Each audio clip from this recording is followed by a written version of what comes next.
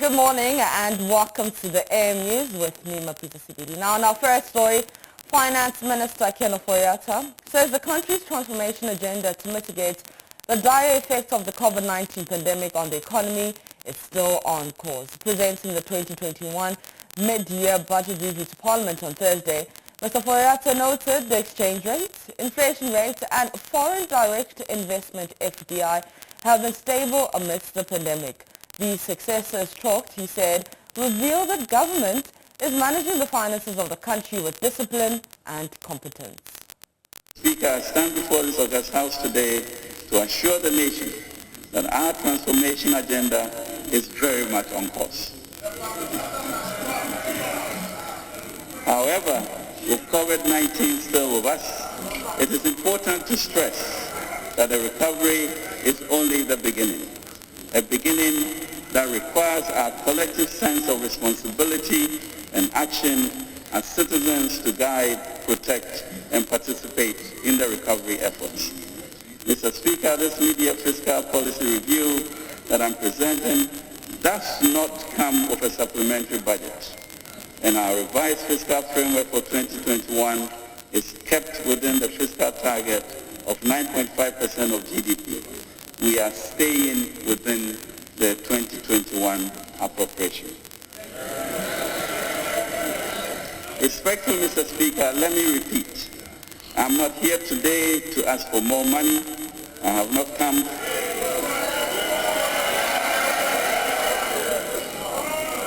Mr. Speaker, I'm not here today to ask for more money. I have not come to ask for more taxes. I have come to update the House on the performance of the economy for the first half year of 2021 and our plans for the unexpired term of the year consistent with Section 28 of the PFM Act. There'll be more of this on In Talk with Mamazi. But away from that, the Ashanti Regional Police Command has arrested 30 suspected criminals terrorizing residents of Abobo, Tinker Island and environs. Exhibits retrieved include one foreign pistol, live cartridges, a pair of scissors, mobile phones, and a military jacket. Ohimi Teria of our security desk has more. Police spokesperson ASP Godwin Ahianyo tells JoyNews the swoop is one in series to rid the region of criminal dens. He revealed more of such swoops will be organized to relieve residents of the nefarious activities of criminal gangs. The command in recent times has received a couple of complaints from residents in and around Aboabo, Tinker Island and its environs to the effect that there are some criminal elements within the vicinity who have been attacking passers-by and some residents. And because of that, the Regional Police Command decided that we embark on an exercise in the form of a swoop to be able to get these criminals arrested. A team of personnel from the anti-armed robbery unit and then the regional headquarters operation embarked on this swoop, and we managed to arrest 15 persons within Aboabo, Tinker Island and its environs. As we speak, they are in custody. We are screening them. Those found culpable will be put before court, prosecuted to serve as deterrent to other would-be criminals. Police retrieved a number of exhibits. As we speak, we have one foreign pistol in our custody. We have 3 live cartridges, machetes, 15 pair of scissors, quantity of dry leaves suspected to be cannabis concealed in brown envelope, and quantity of tramadol tablets. We also had a military jacket and assorted mobile phones, but as we speak, they are taking their fingerprint and profiling them. So I'm sure when we are done with the screening and after the profiling, we'll come back to you again and let you know those who are found culpable. The region has in recent times recorded some violent crimes. One person was killed at Aboabo during the Edo Ada celebrations as armed gangs brandish weapons. The police command assures residents of adequate security as it flashes suspected criminals from the region. Previously, we used to embark on these swoops at various criminal dens. Sometimes we go to Swame, Kotoko, we go to Colombia, in Krofum and other criminal dens. This particular exercise was because of the complaint we were receiving from the residents in and Aboabo edited environs. So as we have embarked on this, we are going to continue and extend our operation to these areas I mentioned and others that I have not mentioned. We know within the metropolis we have a lot of criminal dens, and it's going to be done simultaneously. Other divisional police command will also embark on same. For instance, Obuasi within same Swame and other divisional police commands will also embark on this exercise. We just want to assure the general public that the police command is poised to make the communities and the metropolis safer. From Kumasi, for Joy News, Oyinteria reporting. After confessing to his crime, a 21-year-old armed robber was sentenced to 15 years in prison by a Kumasi Circuit Court. Alex Amofa succeeded in robbing 2 teachers at gunpoint at Adankwame. He alleges that he was haunted by evil spirits in his dreams, forcing him to confess to his mother, who then handed him over to the police. Hearing Syria again. Alex Amofa, also known as Shadow Awukru, and 3 others armed with locally manufactured pistol and a pair of scissors attacked their victims in their apartments on the evening of July 8, 2021 at Adankwame. They succeeded in robbing the victims of cash and an HP laptop computer and bolted. Alex Amofa and one of his accomplices, Ade Sulemana, 19 years, were handed a 15-year jail term on Thursday by a Kumasi Circuit Court. They were convicted after being found guilty on all 3 counts of conspiracy to commit crime and robbery contrary to Section 149 of the Criminal Offences Act 1960. The 2 convicts, before being handed with jail terms, pleaded with the court for leniency. The presiding judge, Hezana Razak Musa, said the conviction took into consideration the age of the 2. According to him, though the law prescribes minimum 15 years for convicts in robbery where the weapons are used, he opted the minimum jail term for the 2 youngsters. This, he said, is to offer them a second chance to reform. The court ordered the Ghana Police Service to destroy the weapon used for the robbery in the presence of the registrar of the court. Relatives of the 2 who were in court wailed as the convicts were whisked away to begin their jail terms. Mother of Sulemana, Abinata, pleaded for leniency for her son, whom she says was influenced by peer pressure.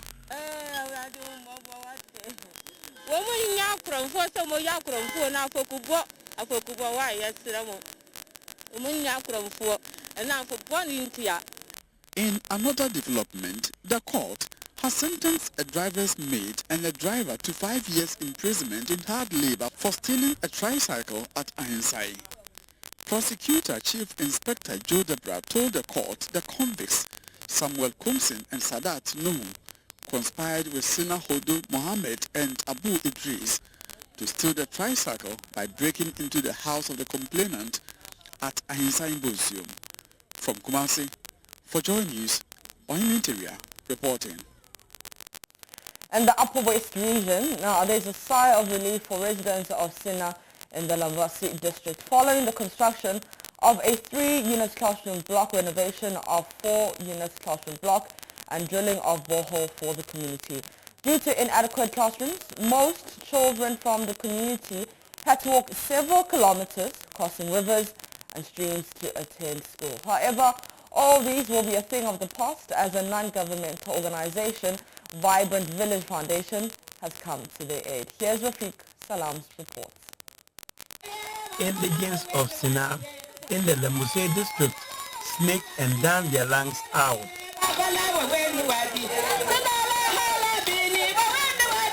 They have every reason to sing and dance after years of seeing their children walk long distances to cross rivers to attend school. Some have their dreams truncated, but the brave ones shouldered on. Former Lamuse District Chief Executive Kofi Boom is among the lucky ones who braved the odds to be successful. Initially was more than a C, if I can say that. More than a C. But fortunately, and with the help of God, some of us walked through it more like swimming to go to Dindar Primary School.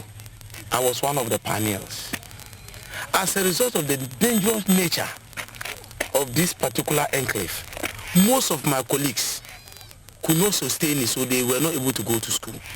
They left schooling and went down.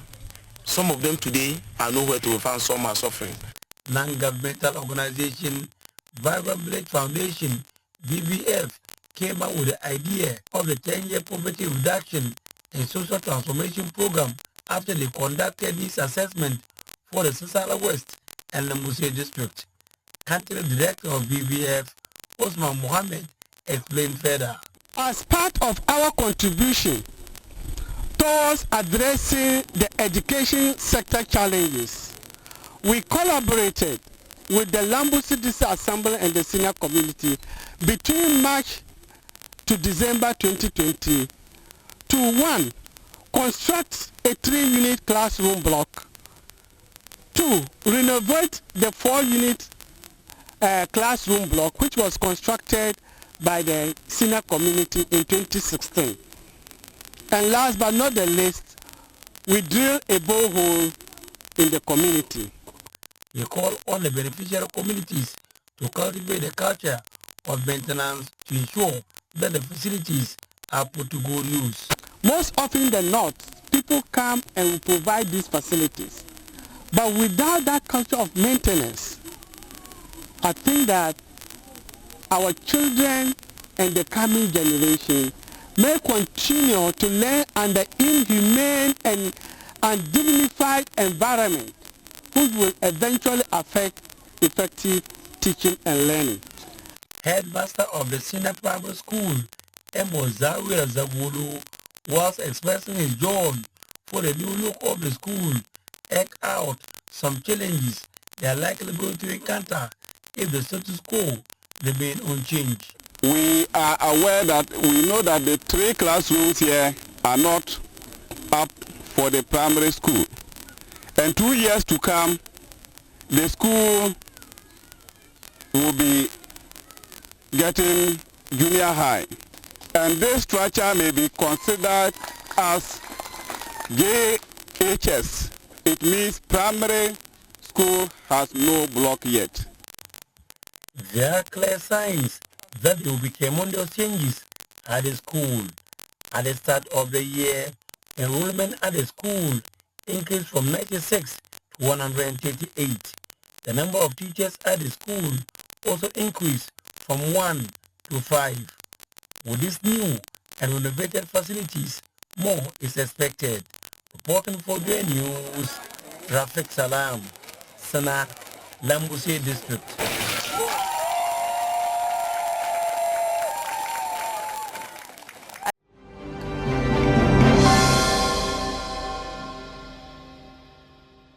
Oh, hello there. Good morning. If you are just joining us, guess what? You missed a lot, but we still have a long way to go. So thank you very much for joining us here on the AM show. Just come by Mapito Sibidi with the AM News. Time for Joseph ACKAH-BLAY and myself and latecomer Joseph Opoku-Gakpo to do the newspapers. ACKAH-BLAY, what's popping? Good morning, Mami. Yeah, good morning. I said, what's popping? You say good morning. Oh, we did talk, we did break again, so we just do work small and then we go find some food shop. But you look like you've just had like a full English breakfast or something. You look fresh. Yeah, thank you, but the English breakfast, I'm waiting for it soon. Okay, so Joe, I saw your piece on myjoyline.com. Because I've been asking about the GLC and the lawyer Kwesi Afrifa and the Chief Justice, the $5 million dollar bribery allegation and all of that, and I see that there is some kind of, initial, I'm looking for the right word to use. They haven't found him guilty yet. Determination of sorts. I mean. So we will open it up on myjoyonline.com when we get there. I want, Joseph, so get ready. I want a corresponding possible punishment for all the 9 counts, if you like. That's been outlined there. So get ready with that. Maybe after we look through the newspapers, we can familiarize ourselves with what could possibly happen if he is found guilty of all those offenses. Joseph Opoku Gakpo, I said late comer. Yes, you're late. Good morning. Am I? Good morning. Yeah, you are. You are. You are so late. Oh, it's now 6:30 by my watch. I think you're spending... Unless I'm on a different time zone than GMT. You're spending too much time with the lawmakers. We need to change our correspondence to Parliament. Maybe I should become the religious correspondent. But how was Parliament yesterday after Finance Minister's delivery? I saw that you were really busy trying to... When you talk to the different sides, I mean, they're always on opposing sides. Does it even make any sense? It's always expected that some of these conversations will be definitely drawn along party lines. The folks on the government side will defend what the finance minister has presented. The guys on the other side will criticize everything that they've heard. So yourself, myself, we've been in this business for quite a while. So you're always expecting some of these reactions. So of course, nothing surprises us. All right, guys, let's do the newspapers. We'll talk about all their side issues. Joseph, do you have a nephew, niece who is doing our day today? No. Well, I actually do. Oh, Opoku Gakpo, you do? Yes. Okay. Queen Kwanzaa, she's at the services school at Bema Camp in Accra. Well, she told me, she mentioned it in the course of the week that her day was due. And I said that maybe I'll bring Mama V to her house and to the party on the day. Unfortunately, I forgot until the story about the young man who is writing a petition to the mom came up. And then I just remembered that, yes, I also have a niece who apparently is doing our day today. No, but seriously, did you say to her that you bring me along? No, I made a point that I would bring a number of friends to come celebrate with her. And in my mind, you were one of the friends that I was thinking of taking along. You know why I say you're spending too much time with the politicians? Which is why I agree that I should become religious correspondent sometime soon, so things will change. Because I was going to say on record, really, that if you did promise her, then I'll go with you. Okay, so but you didn't mention me. No, but you just got your notice. I told you in my mind, you were the one that I had in mind. So your afternoon just got busy. ACKAH-BLAY, did anybody write you a letter of petition? No, I have a nephew, but unfortunately, I don't know when our day is taking place. But that boy, if he had written that letter to me, I can imagine what the demands would be. So definitely not the food stuff. He's a technology inclined. The laptops, the tablets, those are his demands, not food from KFC and those things that we saw in this particular. It's a cute letter. We'll put it on the screen and then, we'll talk about it a little bit. But guys, let's go through the newspapers. ACKAH-BLAY, what do you have? I'll be doing the Ghanaian Times and the Daily Guide. And Gakpo? Well, I have the Daily Dispatch newspaper, and then I have the Finder newspaper as well. Okay. So I will be doing the Daily Graphic newspaper. I've got the Business and Financial Times. And if we have time, there are some other papers, including the Weekend Today, that I'll be going through for you. So guys, let's start with you. Joseph Opoku Gakpo, please go. So the Daily Dispatch, the front page story, EC ready to organize by-election in Asin North. Okay, that's quite sweet. And then construction of 88 district hospitals to start in August. That's the finance minister.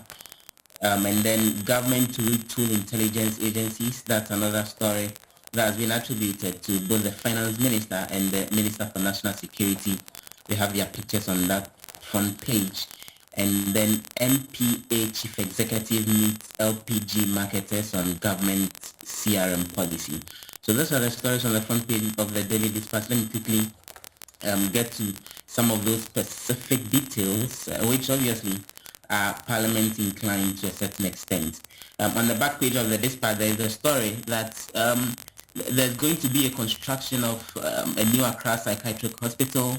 There's going to be the construction of phase 2 of the Agenda 111 commencing August 17.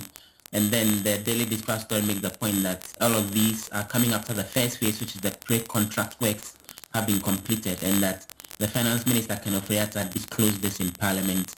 That was yesterday when he delivered the mid-year budget review. Well, the story about the EC being ready to organize the ASIN North by-election, it comes with a picture from one of the elections that we've held in the past, and the story goes as follows. The Electoral Commission says it's ready to conduct a fresh election in the ASIN North constituency following a court order restraining Mr. James Jechi Kwesin from holding himself as Member of Parliament for the area. And then it gives the background that a Cape Coast High Court on Wednesday. Joseph Oboko Gapo. ACKAH-BLAY, I thought you said you fixed him yesterday with the internet. He was not humble enough to get in touch. Ah, okay. Gasta, you have to hold on, okay? Let's do Joseph Oboko Gapo. No, let's do ACKAH-BLAY. Why are you guys all called Joseph? Like, it's so confusing. Okay, ACKAH-BLAY, go ahead. Okay, Joseph, you're back. You're back, but you're muted. Mama, what happened? The internet in the office messed up. The internet at your end, not the office. I just wanted to be sure because I'm on a 5G speed internet. Okay, so this is what Echo, my producer, says to tell you that your internet is better when it is muted. So maybe we should mute you for a while. ACKAH-BLAY, take it away. I'll come back. No, you finish up now that you're back before you go freezing again. Okay. So just to round up on that story with the ASIN North constituency, this is actually being attributed to Dr. Srigbo Kweku, who is the Director of Electoral Services at the Electoral Commission, and he told the Ghana News Agency in an interview that the constitution would actually, have to be followed, and that the mandate of the Electoral Commission is to comply with the court orders. And so just a quick quote from him. He says, this issue happened yesterday, so we are waiting for the official notification from the court to then be able to put the timetable together, which will include the period of nomination. And then he goes on to say, our core mandate by the law is to reorganize the elections, so we are ever ready. So that's the development from the ASIN North constituency. We've heard that an appeal is going to be filed and that a stay of execution is going to be filed. We'll wait and see how all of that will play out, even in the light of the fact that the EC says it's ready with the election. And let me quickly move on to the final newspaper. Ken Ofori-Atta is on the front page alongside Dr. Raziel Obengo-Kon, and the front page story, stimulus package critical to overcome ravages of pandemic. Economists, donors are saying that. And there is also another story there about Licobac debunking claims of unpaid cocoa farmers. Just to quickly touch on that story on the front page of the Finder with a bit more details. Well,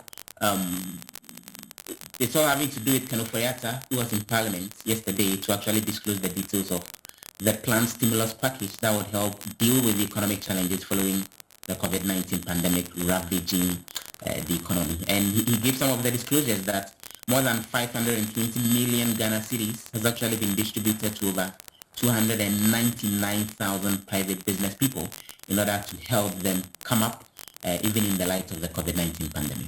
Nonetheless. All right. Let me quickly just come in with the Daily Graphic newspaper. On the front page of the graphic, media review will stick to budget targets, Finance Minister says. Business community economists welcome budget review. Asin North residents gear up for by-election. Government sets aside 23% of budget for education. Health Minister chose safety over procedure according to a group. Details of that is on page 18, so you can read on to figure out which group. On page 13 though is some gender-related stories, and women schooled on compensation processes. Association of Women in Maritime also inaugurated. If you do the back page of the Daily Graphic, ministry supports 15,000 fishermen. Don't turn interchange into terminals. That's the roads minister making that appeal.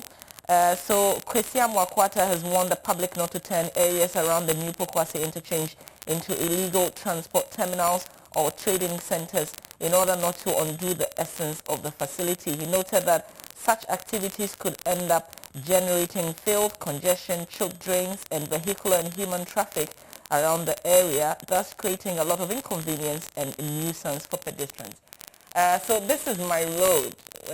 This is it. This is the number one road that I'm very familiar with. This appeal either coming too late, or maybe he doesn't actually know what goes on there. And an appeal won't do it, Mr. Minister. You need to, punish people, because if you go there, and I think was it like last week that somebody posted that around midnight, thereabouts, the whole place is like a market. So an appeal won't do it. Even as early as 4:30, 5 a.m., you have to use just one road. This is a whole, they've broadened the road, but you see the trotro people, they've used like 3 lanes for their business. And we just have to squeeze into one lane, even as early as 4:30 a.m. So this appeal here, it is only on paper. For those of us who live there and who use it, you need to get people on the street to punish people, to get them to do the right thing. Not to punish on the spot, but you need to arrest people because what you're asking them not to do, they are doing. And they are doing it in abundance, Mr. Minister. Okay, so that's it for the graphic for me. ACKAH-BLAY, you can go over what you have. That of the Ghanaian Times, the front page says, mid-year 2021 budget review will avoid jobless economic growth is coming from the finance minister, and government can make any financial demand is also on the front page. And secessionist leader arrested, arraigned, granted 80,000 cedi bail in hope. That is also on the front page of the Ghanaian Times. By way of the center spread, it has that story about the finance minister talking about avoiding a jobless economic growth. But another story here says revenue mobilization, government to focus on tax compliance and enforcement. And the story about the secessionist leader, details of that story is in the center spread. The back page says 1,900 Ghanaians should be Ghanaian migrants return home voluntarily since 2017. And government to train 30,000 SMEs in tourism sector.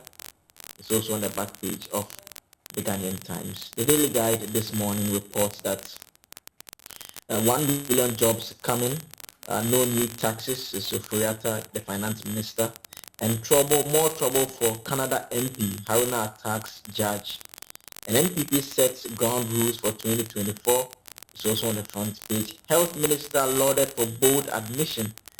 I'm not sure who's lauding him, but the story is on the front page of the Daily Guide. Page 16 has some sports stories.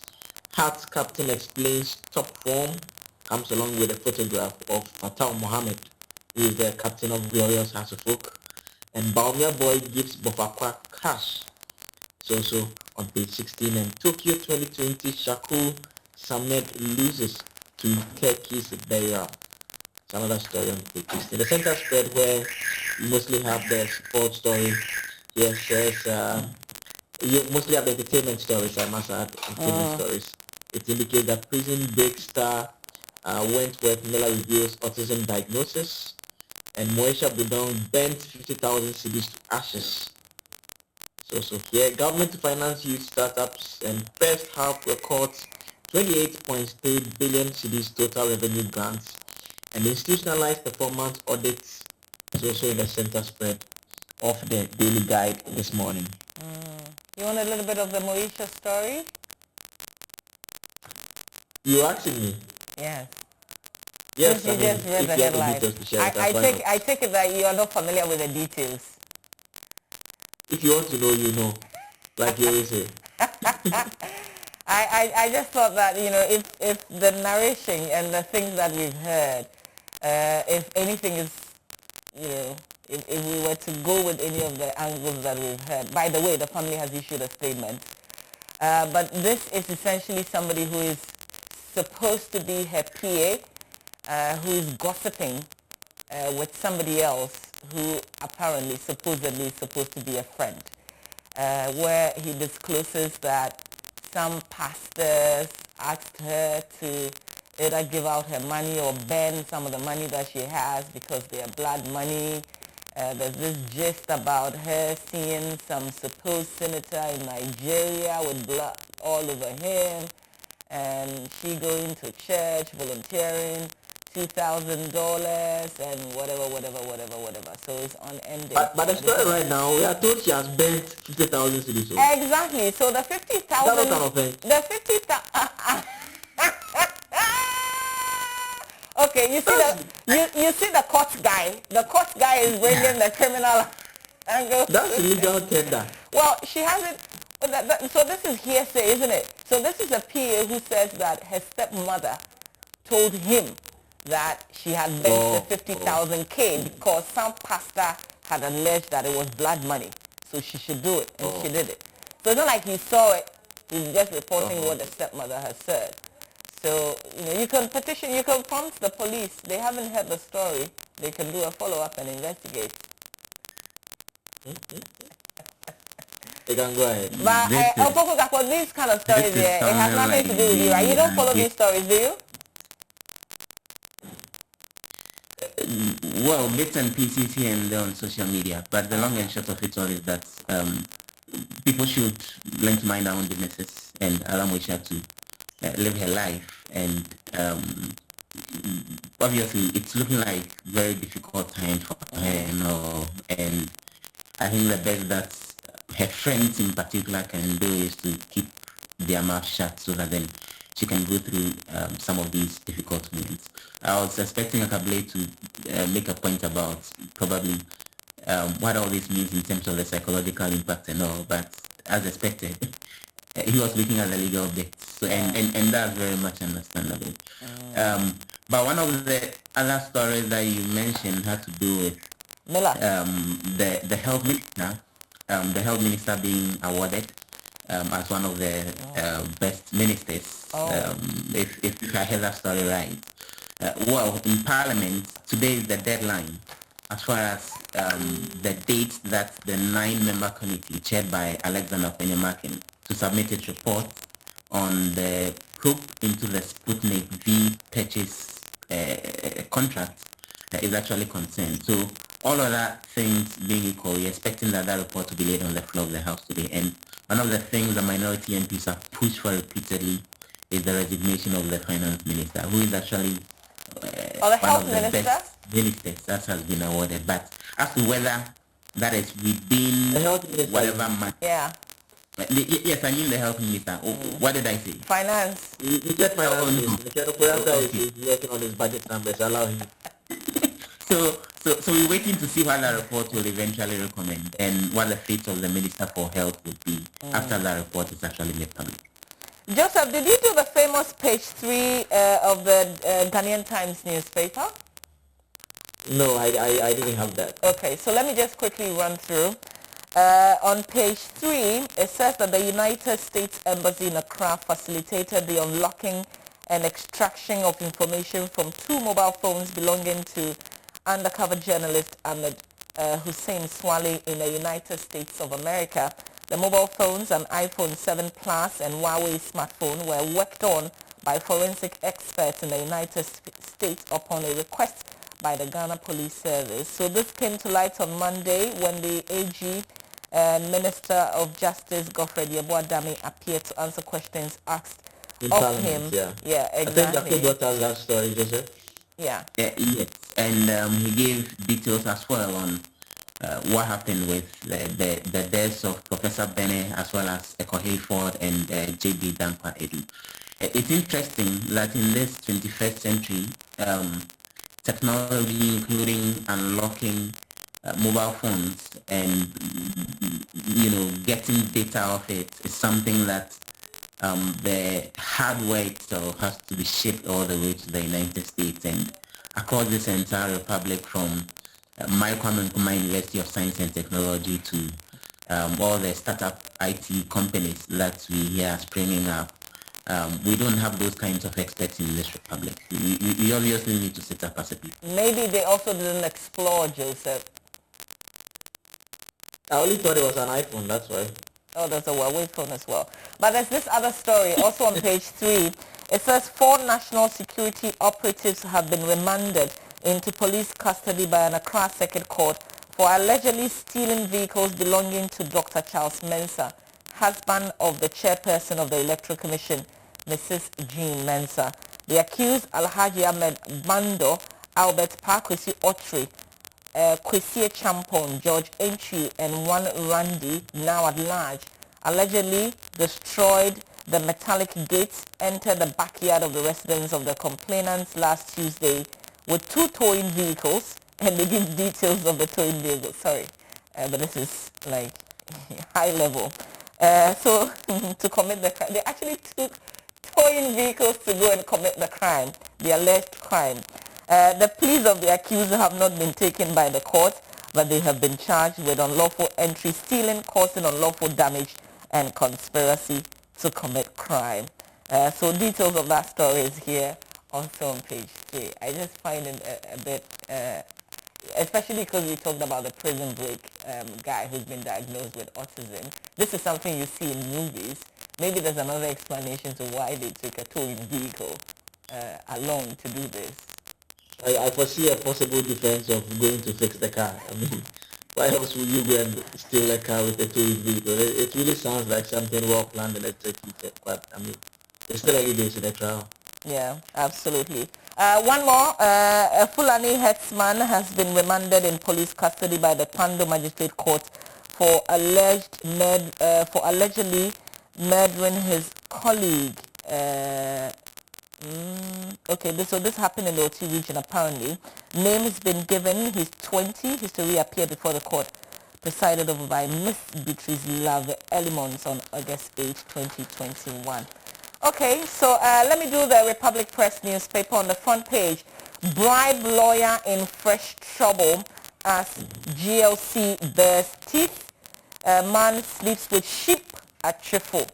Koto Chief, someone accused to appear on Tuesday. Now that's something else.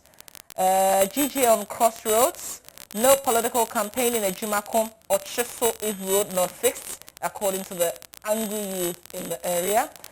And then vet ex-convicts before giving them your platform. Deputy Prisons PRO advises media.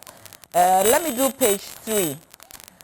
On this story of a man sleeping with a sheep.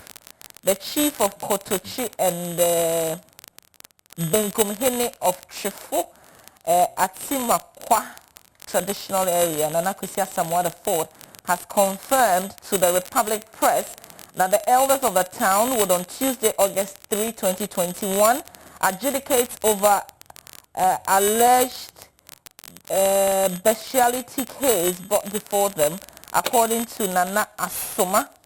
One Mr. Kweku Nketia, popularly known as Kweku Jato, a farmer, reported to the traditional authority that on Sunday, July 25th, he caught a 21-year-old Kwesi Kusi, an undertaker, sleeping with a female sheep. He said the news has spread like wild bushfire in the town, thereby leaving elders with no choice than to summon the 2 parties to appear before them on Tuesday, August 3. Now that's bizarre, but I guess it's not, because of where we are today. Anything is possible. Any comments on this? So let me just keep quiet. I mean, it's very strange. Opoku Gafo, you travel a lot. So. No, I'm here. Oh, I'm no, here. I just said you travel a lot, so maybe this story is very familiar to you. Like... Oh, well, we wait to see what the development on that particular story will be. Obviously, we've not seen the last of it yet. And it all fits into this whole concern about the right for people to want to do what they want in any republic by virtue of the fact that the constitution guarantees it and all. And people are warning that some of the advocacy that we see in the country may end up getting the if care is not taken. But we wait to see how that story develops eventually and how. Are you appalled by that? Just hearing... Okay. No, we can't continue. So let's keep him muted for a while. It will get better and then we'll go back to him. ACKAH-BLAY, the story about lawyer Kwesi Afrifa. So I said we will go through all the 9 possibly. Just tell us what the possible sanction would be because you're familiar with the story. What's the first one? So under the Section 16 of the Legal Profession Act, that is Act 32, 1960, there are 2 possible sanctions that will be imposed. One is that his name will be struck off the roll of lawyers, and number 2 is that he will be prohibited from practicing as a lawyer for a period specified in the order of suspension. And so those are just the 2 possible sanctions for any offenses that are leveled against anyone. And the offenses that have been leveled against him, one is the fact that they said he facilitated the commission of alleged bribery offense by refunding fees he was legally paid and duly entitled to, and also that he made a reckless statement suggesting judicial manipulation by the Chief Justice of the Republic of Ghana. Another is that he failed to issue receipts to his clients following payment of legal fees, and that he failed to protect the sanctity and integrity of the legal profession by failing to disclose the allegation of bribery against the Chief Justice to the disciplinary committee of the Judicial Council or any other statutory body for an inquiry to take place. And so the worst possible sanction that could be leveled against him is that 1, his name will be taken off the roll of lawyers completely, or he'll be suspended for a certain period that is being prohibited from practicing law. So maybe for 2 years, 3 years. It doesn't specify the exact period, but the disciplinary committee will impose those sanctions. And you know the story has been that this is not the first time he's been suspended. He's come before the JLC, but at the previous occasion he was actually suspended and he took it to the High Court. And the High Court reduced the sentence that was handed to him as well. So he's been one of the things out of the 9.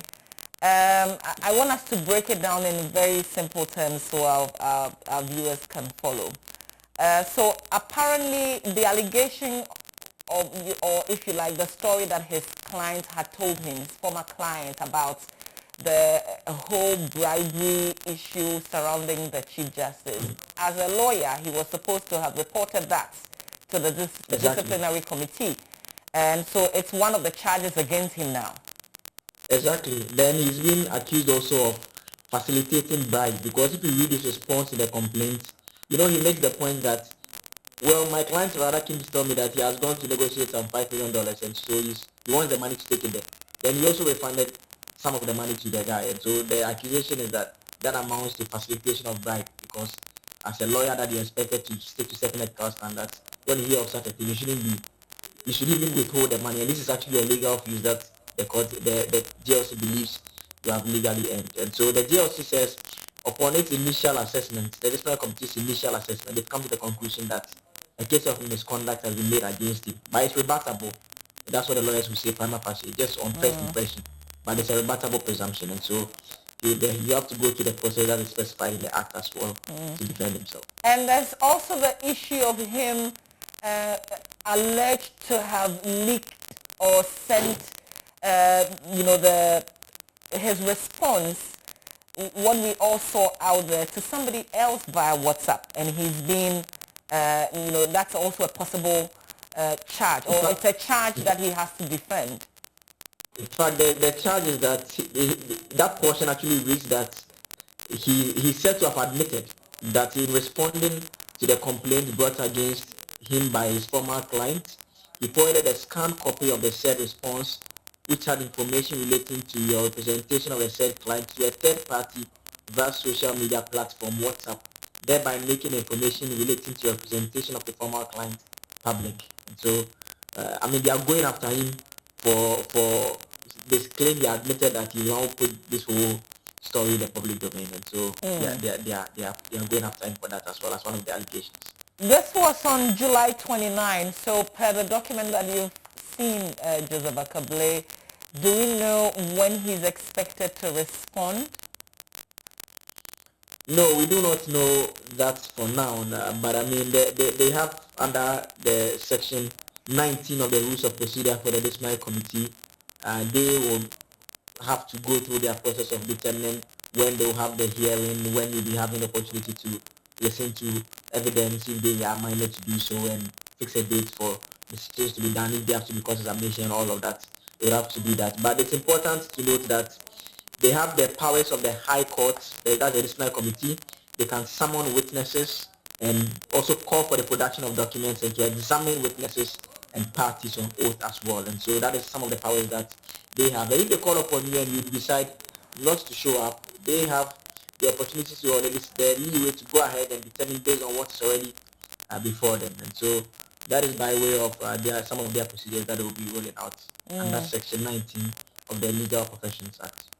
When I checked yesterday, Opoku Gakpo, this was not an issue that our parliamentarians were picking on. I guess they've been busy with their own stuff. But now that we've gotten here, maybe a few of them will say something.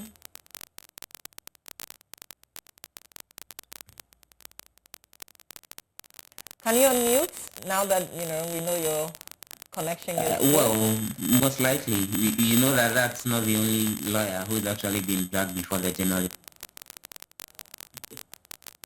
I am unmuted now.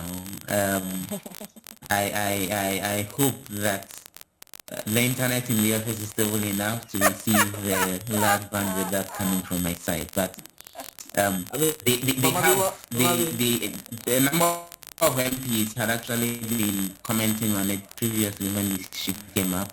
You know, there's a judiciary committee in Parliament. Except Mamabi, while he tries to fix the internet, ACKAH-BLAY, will you allow me make my submission? Or you keep interrupting me in one way or the other?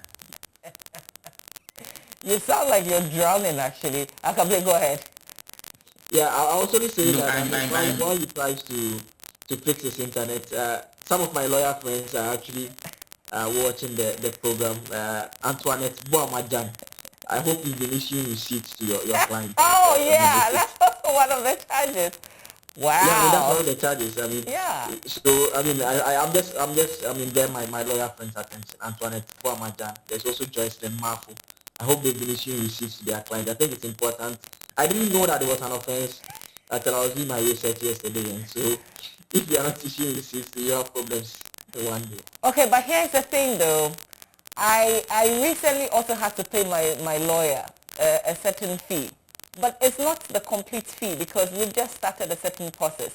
So are you supposed to issue a receipt each For time your client pays? You have to issue receipts for okay. Go and ask for your receipts. No, I ain't doing that. My lawyer is a good man. Okay, Opoku Gakpo, now that you're muted, I understand that you can't use Mashup to do Zoom, Opoku Gakpo.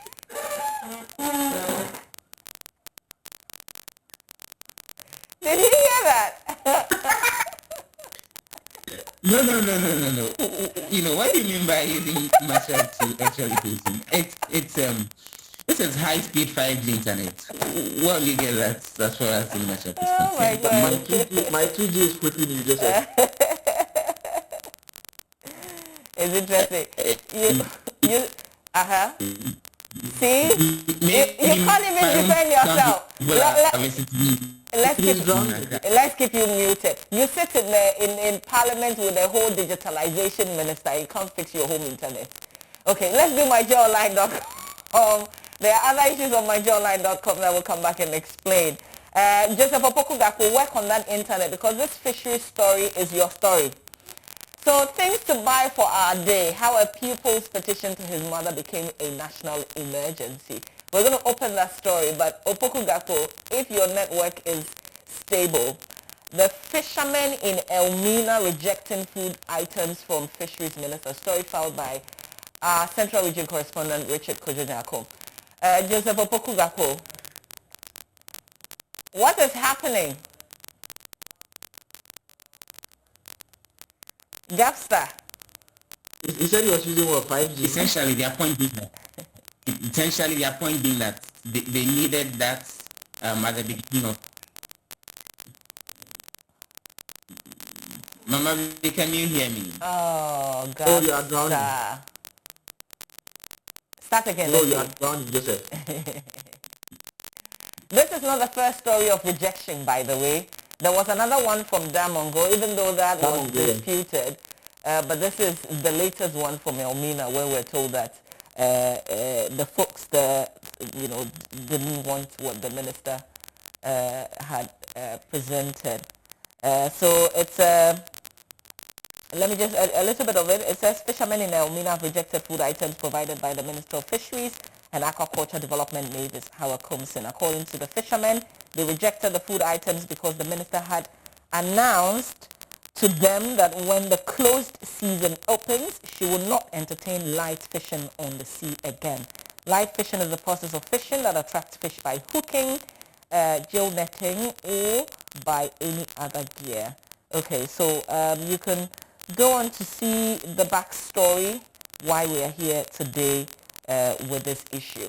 But before we go, ACKAH-BLAY, because today is our day, I want us to talk about our day story, and that cute Opokugafo puts it as a petition, but it's a lovely letter written by a boy to his mother, and I think it's the ending that's a killer.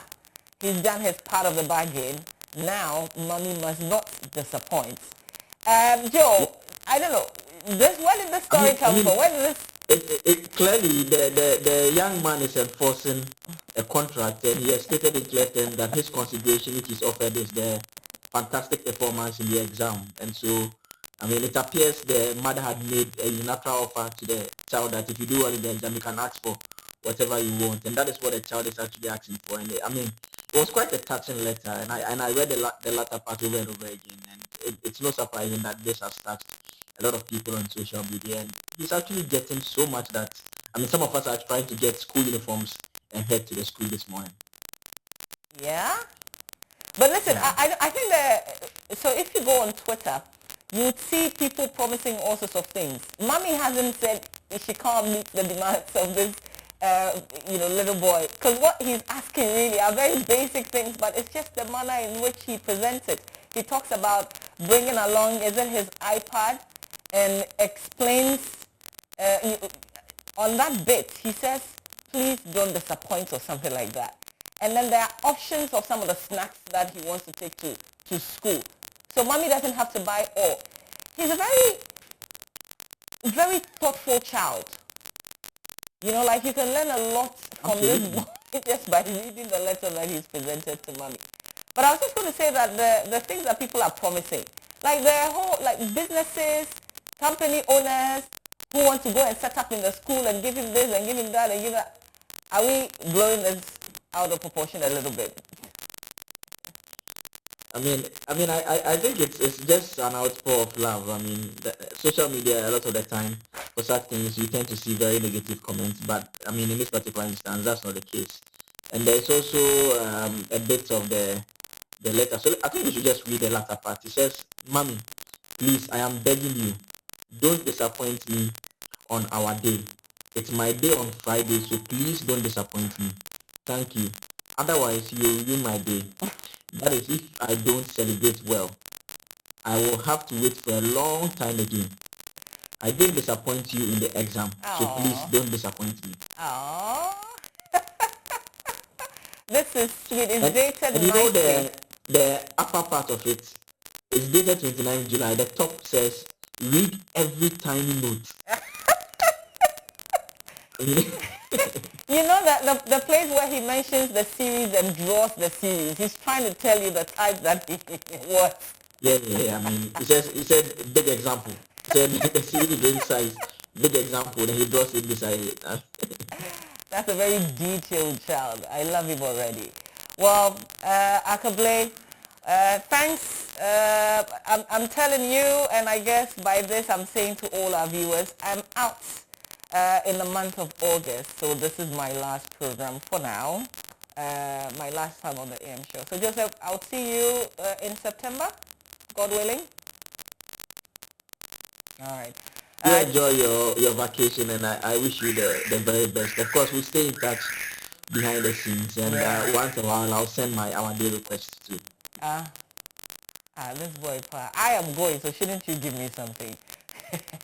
Well, I've given you already. I'm wishing you the very best, but I'm saying that once in a while my day request will come to you. I hear you. When you write it, I'll put it out there, and everybody agrees that I give you, I will. This is ACKAH-BLAY helping me with the review, and of course, early exit for Joseph Opoku Gapo, because as you know, he's still on mashup. Stay with us. We've got, I was going to say entertainment, but no, not entertainment. It's sports with Muftal, or maybe he's changing it to do entertainment. I don't know, but stay with us.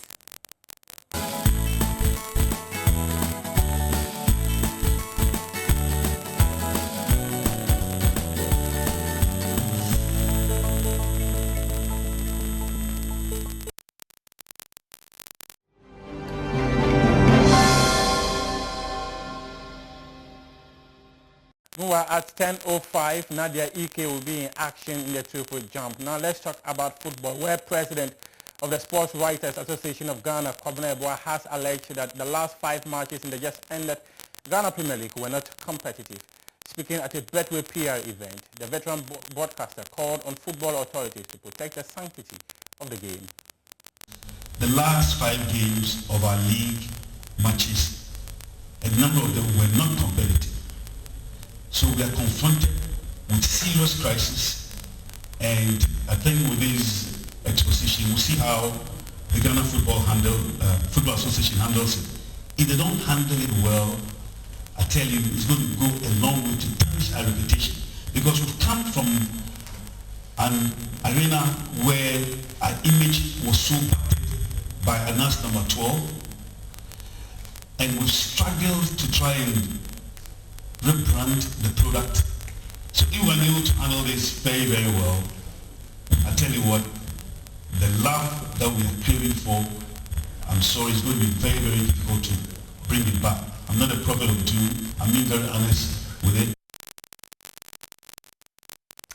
Correspondent, as usual, saying it as he thinks it should be said. Now let's talk about Wafa. They lost one of their star men in the middle of the Ghana Premier League season. He had led the campaign with 8 goals before exiting to Tunisia to continue his career. And now coach of the club, Correspondent Ogum, has been speaking about the absence of Daniel Lomote. What he said was that his decision to leave the club distracted the focus of the team. Affected my program, because if you look at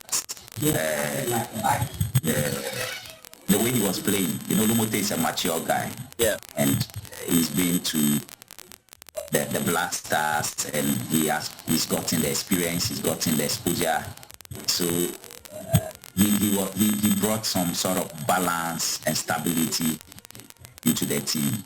His sense of vision and positional awareness in front of goal was just fantastic.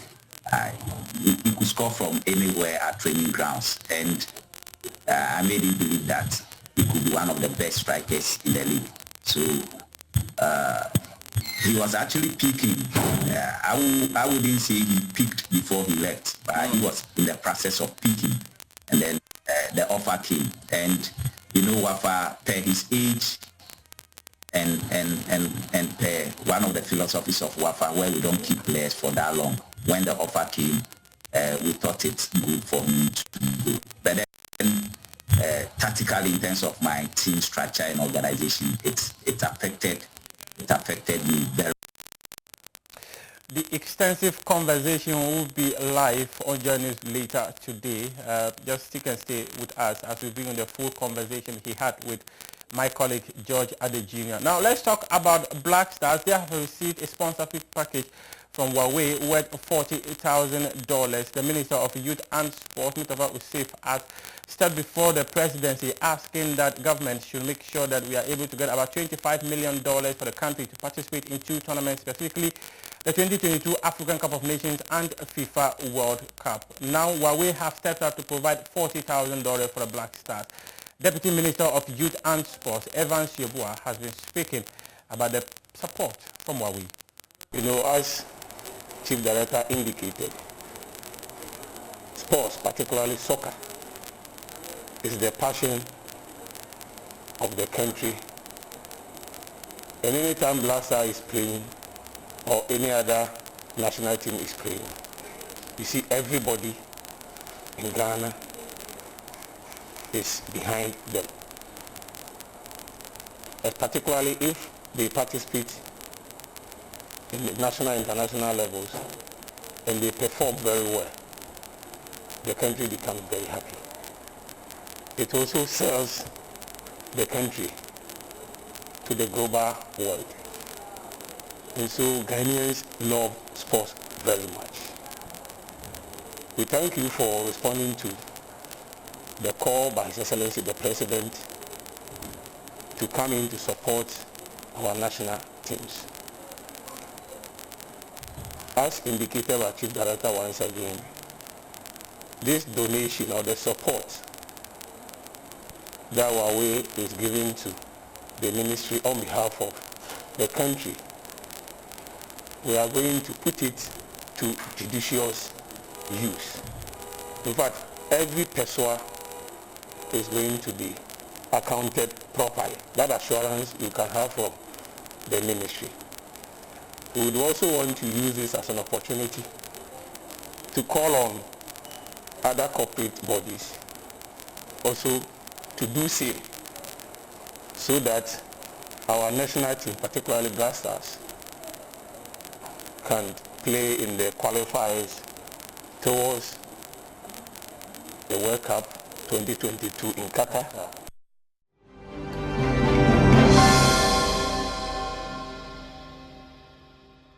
All right, thanks for still staying with us here on the AM show. So Finance Minister Ken Ofori-Atta says the country's transformation agenda to mitigate the dire effects of the COVID-19 pandemic on the economy is still on course.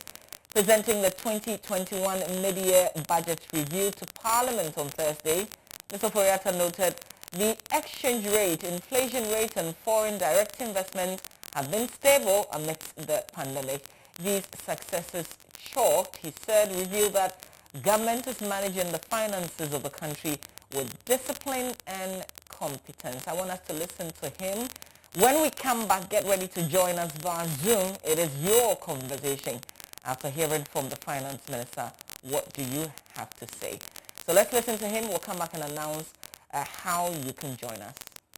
Mr. Speaker, I stand before this August House today to assure the nation that our transformation agenda is very much on course. However, with COVID-19 still with us, it is important to stress that the recovery is only the beginning, a beginning that requires our collective sense of responsibility and action as citizens to guide, protect, and participate in the recovery efforts.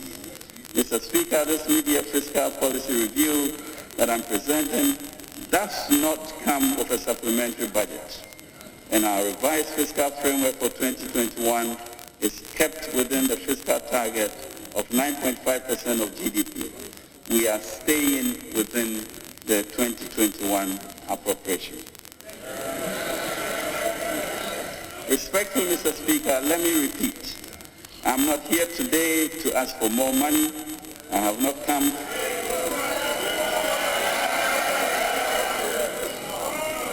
Mr. Speaker, I'm not here today to ask for more money. I have not come to ask for more taxes. I have come to update the House on the performance of the economy for the first half year of 2021 and our plans for the unexpired term of the year consistent with Section 28 of the PFM Act. We are strengthening the links between education and job market stakeholders. We are also revitalizing the skills development initiatives under Ghana Enterprises Agency, NEIP, YEA, and CODVET. We are also feverishly working on a scheme that enables the private sector to train new recruits entrants at a subsidized rates by government. Mr. Speaker, our intention of building an entrepreneurial nation is already known. We aim to empower our youth to be at ease and venture into businesses. The cleanup of the financial sector and the invigoration of the entrepreneurial ecosystem is expected to help remove the binding constraints of financing and market linkages for our daring youth. Our focus will remain on establishing a strong value system for entrepreneurship to flourish. Mr. Speaker, recognizing that more needs to be done, government is today announcing a 1 million jobs initiatives to aggressively respond to the needs of the country. This is to promote growth in SMEs, support new ventures, and stimulate innovation and startups. We are managing the finances of the country with discipline and competence. The fiscal operations for the period January to June 2021 indicate that the overall deficit was 22.32 billion Ghana cedis, equivalent to 5.1% of GDP. The corresponding primary balance for the period was a deficit of 7.3 billion cedis, equivalent to 1.7% of GDP, against a target of 4.8 billion Ghana cedis, or 1.1% of GDP. We will continue to pursue our fiscal consolidation agenda to ensure that we remain within the appropriation given by this august House. Mr. Speaker, I would like to note that notwithstanding our elevated debt levels as a result of COVID-19, our inflation rate is lower than it was in 2016. Our interest rates are lower than they were in 2016. Our exchange rate is more stable than it was in 2016. Our foreign exchange reserves are much higher than they were in 2016. And we did not have to lay off any workers, nor cancel teacher and nursing training allowances. Furthermore, we did not go to the IMF for a bailout program, neither have we built an interchange for the price of 3. This is because we have managed the economy much better than it was managed up to 2016. Let us, Mr. Speaker, not forget. So obviously, after presenting that media review, there were reactions. Let's take reactions from within Parliament itself. We will hear from Haruna Idrisu, we'll hear from James Kluche Avaji, and then Mr. Kweku Kwarteng. Here we go. I'm not here to ask for money. Because you don't drink water from an empty calabash. So we can understand why he's not here to ask for money. No boards in place, no chief executives in place, no DCs in place. What will you ask for more money for? What will you ask for more money for, Mr. Speaker? But, Mr. Speaker, I only remind him that as for farmers who want fertilizer is seasonal. If you don't give them their fertilizer now, you lose the opportunity. So, Mr. Speaker, the tie is not in a haste for a dance that ensues the day. We will stand again if that is the wish of the leader, so that tomorrow to Monday, we will comment and debate thoroughly on it.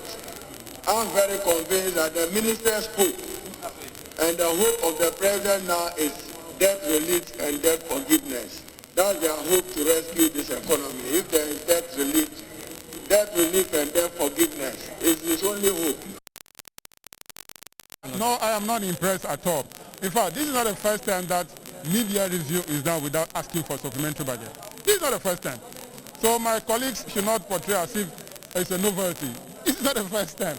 It's a media review. It's a requirement of the Public Financial Management Act that in July of each year, come and tell Ghanaians that the budget that I want to execute in the course of the year, this is how I have executed that budget so far. am I on track? Am I off track? That should be the issue. So the issue for, I'm not asking for additional funding or additional expenditure, so I'm doing well. That is not the issue. And I'm surprised that my colleague, Koku Kwati, is now comparing debt level with what is happening in other areas. What happened? Suddenly they have changed from comparing debt accumulated in Ghana over the years by previous government, previous president. Now, they know that they have lost the debate in that angle, and for that matter, they want to compare it with other Togo, Nigeria, Benin, Cote d'Ivoire, or whatever. I'm surprised. So I am not impressed at all. The city now, it's more than 6 cities. You know that? It used to be 5 something. Now it's 6 cities. So how stable is that? It is not stable. If you want to buy $1 now, you need 6 Ghana cedis, 30% to be able to buy $1. So the rate is not stable. City is not strong.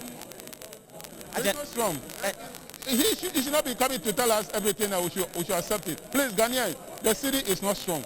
Revenues programmed for interventions that government intended to do before COVID came.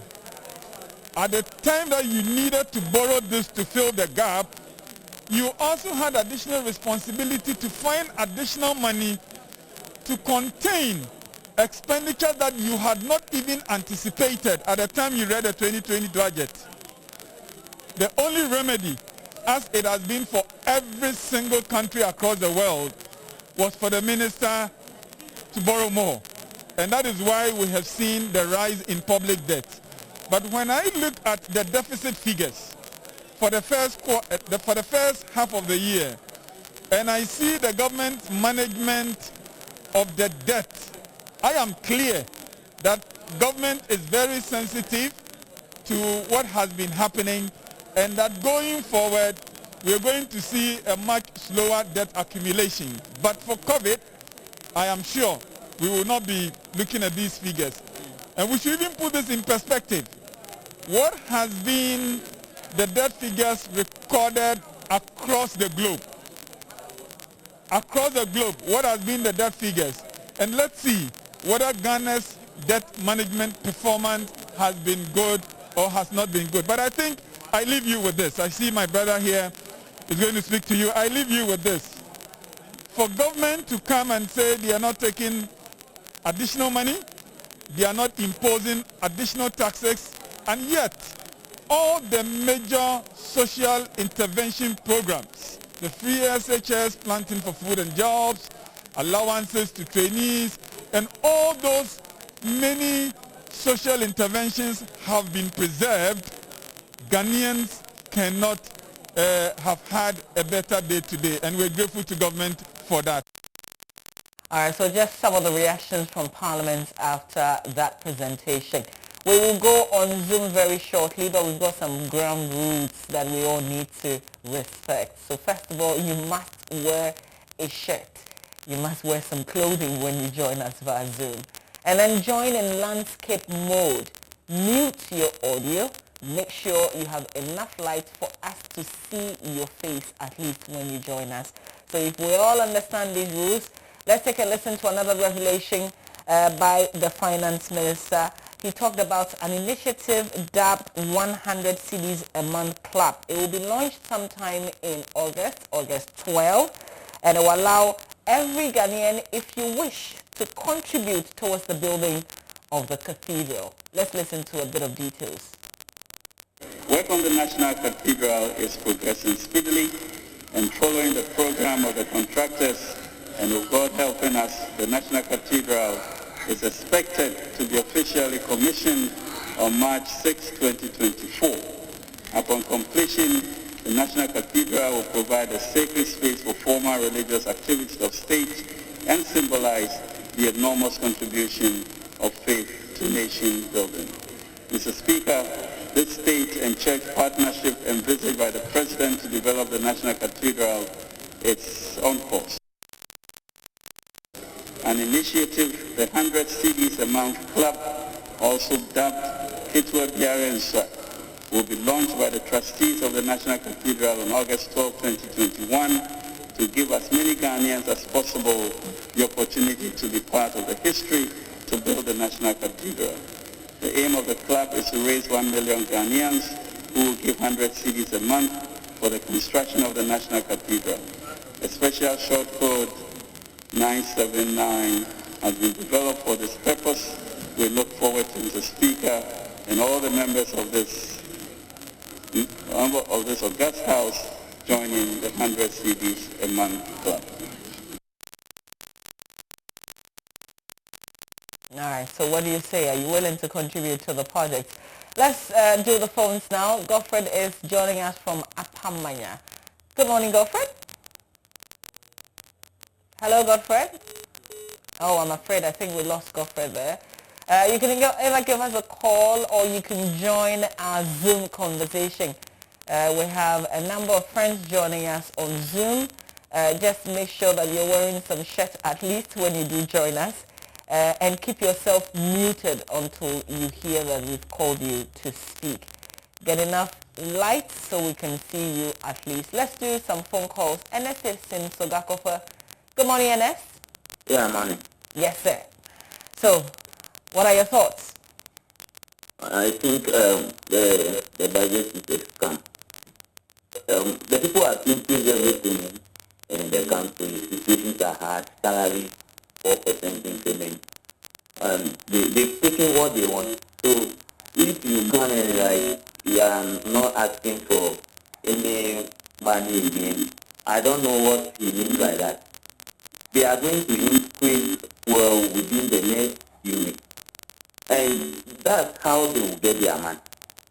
So that thing is just like some populist kind of thing to say they are not asking for money. They are taking the money. The situations are hard. And my main reason is about something to cover the economy or whatever, and that demons are fighting the economy.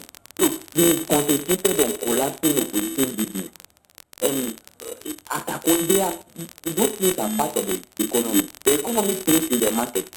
So when you support the market and collapse people's businesses, how will the economy move? And you come and bring 25 or whatever for the economy not working. I think the situations are hard in this country. Situations are very hard. So they should wake up. All right, thank you very much, Ernest, for sharing your thoughts. Kwating is in the Sojaman. Good morning, Kwating. Hello. Yes, Mr. Kwating, good morning. Good morning, Auntie. Please, I am calling from Sojaman. Great, yes, you're on air. So let's hear your thoughts on the back of the statement yesterday. My main problem is we just want you to help us. We are under Hill Ghana, a model under NAPCO. They paid all the model, the educate civic enterprise, and then we, the Hill Ghana, at the Ghana Health Service, they have not paid us for tomorrow. Then we are entering into the 6th month, in which they have not paid us. When we call the regional, the municipal coordinators, they are not telling us the actual part. So we just want you to go through and then and tell us the reason why they are making us study like that. Okay, all right.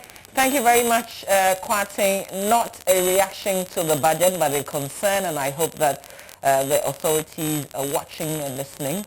Alhaji is in Savulugu. Good morning, Alhaji. Yeah, good morning, sister. Yes, sir. You're good? How are you? Very well, thank you. So you listen to the finance minister. What have you got to say?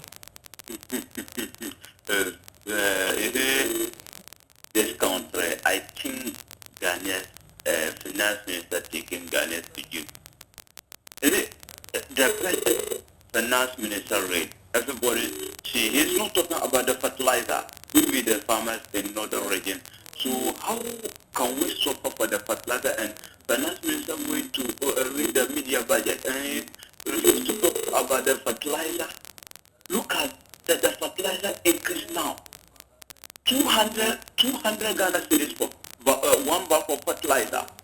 So you should talk about that, but you shouldn't go and saying that they have ready to build the cathedral and then they get it 100 cedis. What kind of life is that? What kind of life is that? You see, these people fail to tell their people to in this country. We all were facing these challenges. I know we don't have a majority and minority now. Because we all be 137, 137. So how can we call Honorable Harman also a side minority? Okay, all right. Okay, so I don't understand it. Thank you very much, Alhaji, for sharing your thoughts. Let's talk to Fred. Fred is on Osino. That's my last phone call for now, and then I'll go over to Zoom. So good morning, Fred. Good morning, madam. Yes, sir. Thanks for joining us. Let's hear your thoughts. My little submission on the media budget the finance minister delivered yesterday is to entreat Ghanaians to be patient because we are all aware of the situation the world is facing now. And like the finance minister indicated yesterday, if not for the COVID-19, what we call pandemic, I don't think the government would have gone on borrowing. So we need to be patient now as we go through the process to recover from the crisis that has faced not only Ghana but the world. Thank you very much. That is the letter I want to say. Thank you very much, Fred, calling from Osino. Now let's do Zoom and kindly keep yourselves muted until I call you. So shall we start with Alhaji Yusuf? Alhaji Yusuf, good morning. Alhaji Yusuf, where are you? Good morning, please. I'm in Upper West. Okay, great. So after listening to the finance minister, share your thoughts with us. What was of interest to you?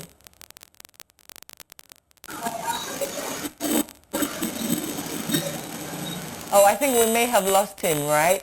Okay, so let's do Galaxy A02. Galaxy A02. Kindly unmute, tell me your name, where you're joining us from.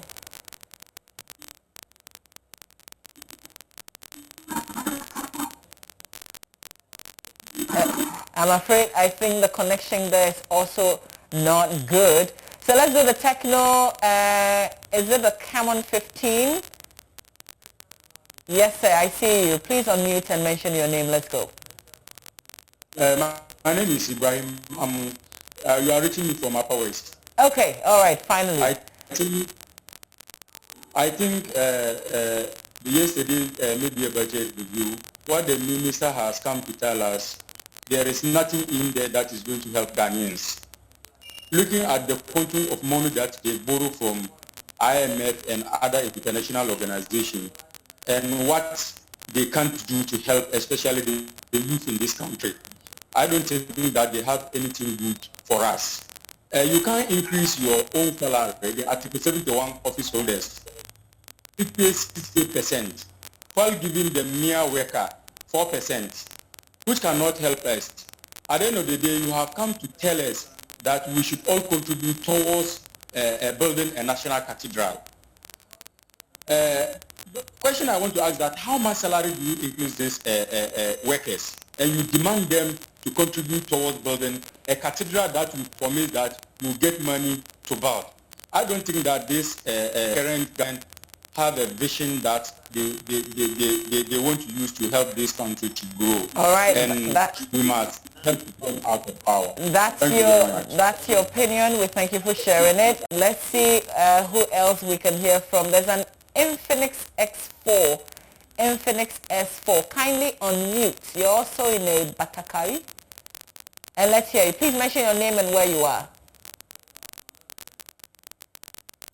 Hello? Okay, I don't think that you're active. Frank Kujo, okay, you're now connecting with the audio, so we'll wait for that to happen. Is it Boss Paya Kofi?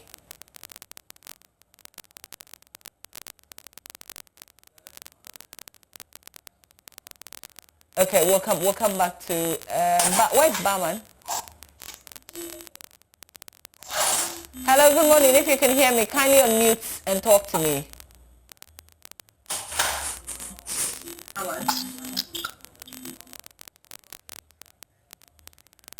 Okay, so we will work on the connection on Zoom in a bit.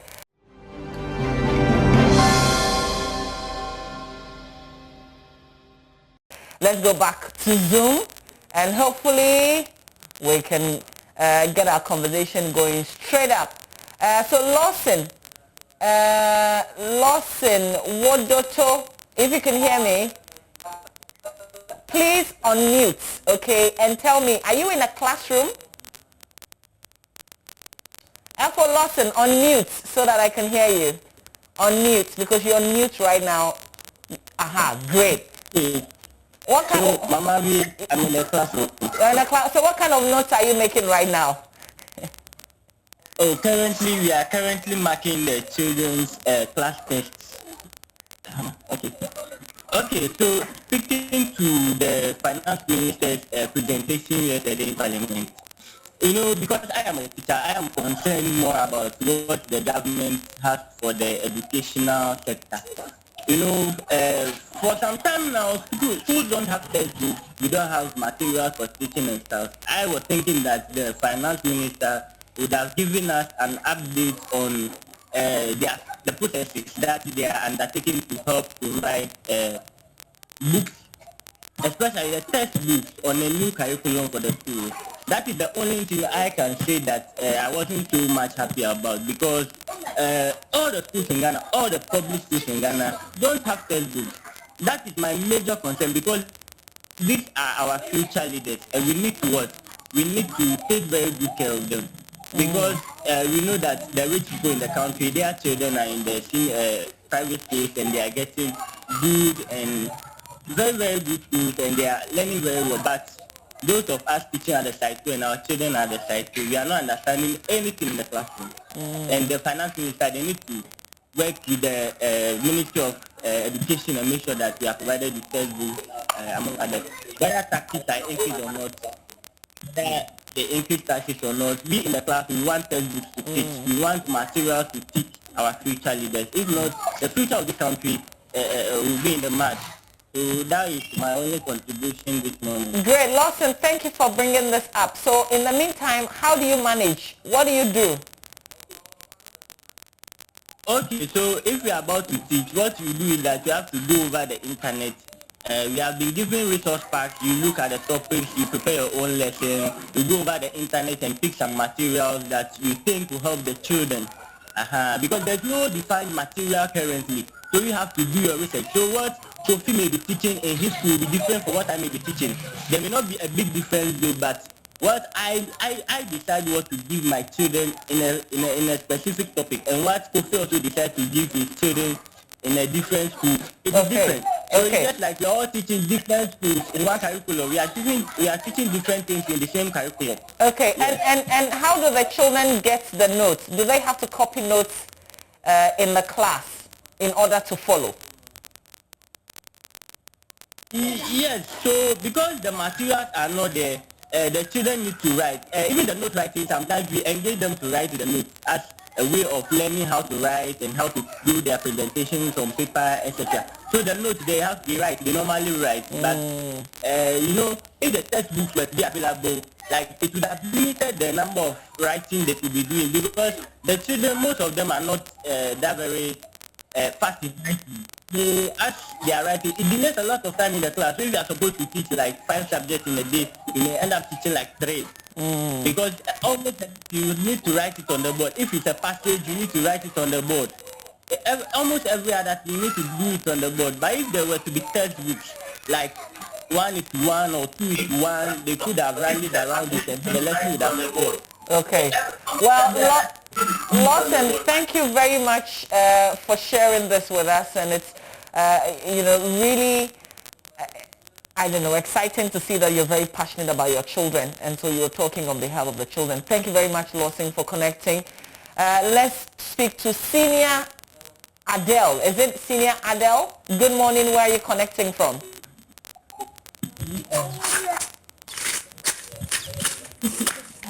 I think you are in a SNIT shirt, if I'm not mistaken. You've got the SNIT logo on your shirt. Please unmute, okay, so we can hear you.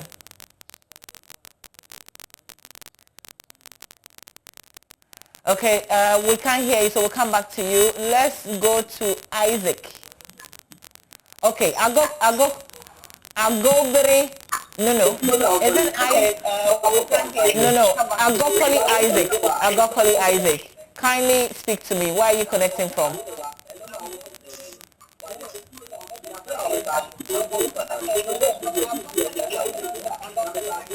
Okay, Isaac, can you hear me? And can you all please keep your system on mute? Can we mute them so that when I call them, they can unmute?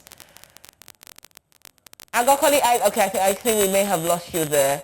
Let's see, Manuel, can you unmute Manuel if the connection is stable so we can hear you? Where are you connecting from? I'm connecting from Okaswa. Okay, great. Let's hear your thoughts. Okay, all what I want to see in the budget yesterday is the jobs. Actually, we said of jobs. But I want to see whether it would as a team. And I want to talk about the donation to the National Cathedral. I think it's not false. Whoever can be able to contribute should.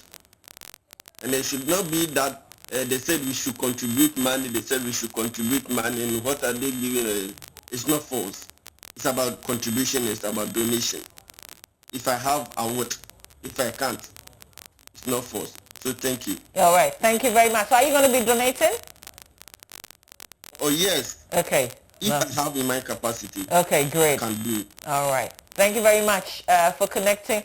Kwame Che, kindly unmute, okay, and talk to me. Where are you connecting from? Kwame Che, unmute. Hello, Mama. Good morning. Yes, good morning, Kwame. Where are you connecting from? Please, I'm calling from Akimoda. Okay, great. All right. So after listening to the finance minister, what are your thoughts? I want to talk about the decrease in the dollar. How, like, you increasing the CD and the dollar, the way the CD and the dollar is going, it's very not good at all. Trust me. Is it that the business that you do, you have to change dollars, or you have to buy dollars? Yes, please. The dollar and the CD, the way the up and downs of the dollar is not good for my business at all. Very poor. Okay. So I guess you wanted to hear... Right now, as we talk... Go ahead. Sorry, go ahead. Right now, as we talk, the dollar is... For one CD is 6 CDs, something pesos, right? It depends on where you're doing the exchange. Okay, but that's affecting your business. So you wanted to hear something that was going to push the city equally up?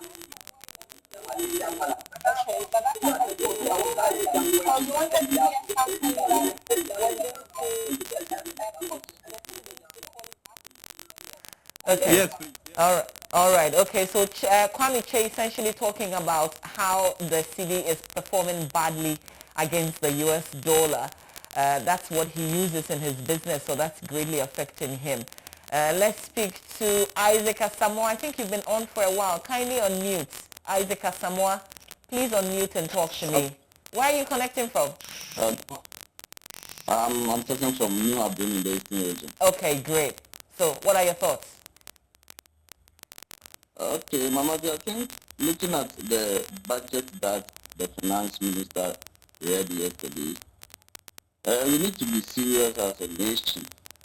And he outlined a lot of projects that we are going to embark on. But I'm thinking about the revenue that we are going to use, looking at this pandemic and the hardship that we are facing as citizens. They need to think about us before even looking at other projects. And even looking at the tax compliance, that was one of their major campaign promises, that they are going to ensure a lot of the citizens who are not paying taxes comply with it.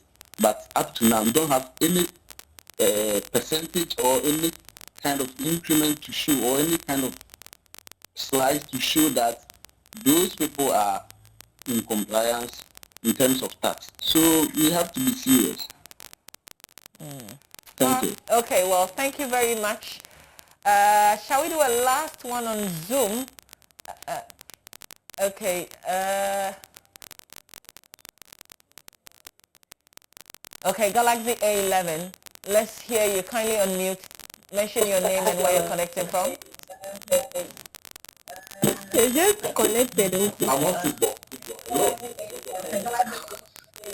Okay. Is that working?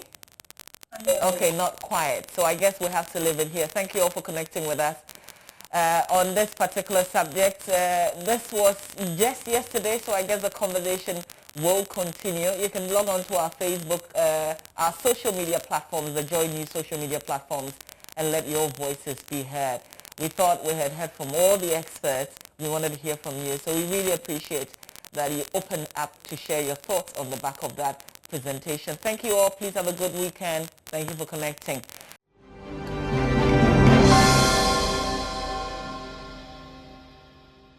But Manuel is live from the stands. Good morning, Manuel. What are the people that you've met saying? What are they discussing?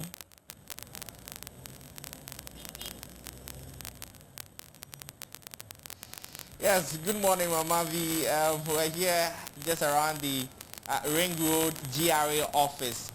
And, well, of course, this is not a place that I wanted to be. I wanted to be at our day all the way at Sakaman. But we're here at the stand, and we're going to discuss a few of the headlines, a lot of news items for, for us to chew on this morning, especially because the Finance Minister, Ken Ofori-Atta, was in Parliament yesterday. Two gentlemen here with me to discuss what they've seen and what's interesting them. Of course, I could just run you through them. Daily Graphics reporting will stick to budget targets from the Finance Minister's presentation, of course. The Ghanaian Times says we'll avoid jobless economic growth. And again, the Finance Minister. But properly being, again, reported by the Ghanaian publisher, economic recovery on track. And this is quite, emphatic and it's attributed to the Finance Minister. Let me pick their thoughts on these ones. Well, you've seen the headlines. We'll just look into my camera for me. What does it strike you initially after reading the headlines just after the Finance Minister was in Parliament? Yeah, thank you very much. It's amazing. It's amazing. Especially if we can talk about economic recovery on track. Yeah, amazing because sometimes they talk nicely, but on the streets, in the market, at the workplace, we don't see it. Brother, we don't see it. If prices of goods are skyrocketing, you buy cement, the following day you want to buy it, the price is high. And the following day they tell you economic recovery is on track, and you are not saying it. That's why you think this? Ridiculous. Oh, in fact, it's ridiculous. We want to say it, okay? If it is on track, we want to say. You want to feel it in your pocket. Yes. You come and you don't talk about reduction of salaries of president, MPs, and ministers. Oh, okay. Those who determine the percentage, are they in Ghana?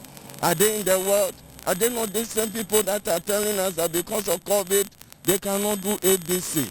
It's ridiculous that someone is 79% and the lowest is also the matching, the table. It's not. You are concerned about the disparity between the wages of public sector workers and then the Article 71 office. I'll come back to you briefly.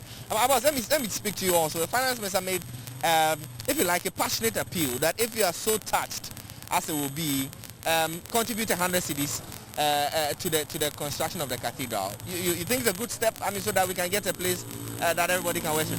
It is a serious statement that the Finance Minister have made.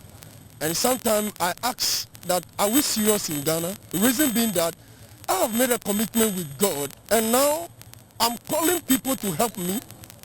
This is a pledge. And we even came out to make it public to the nation that it's a pledge when you find yourself at, Israel. praying to God that if he should make you a president, please, I don't want to talk.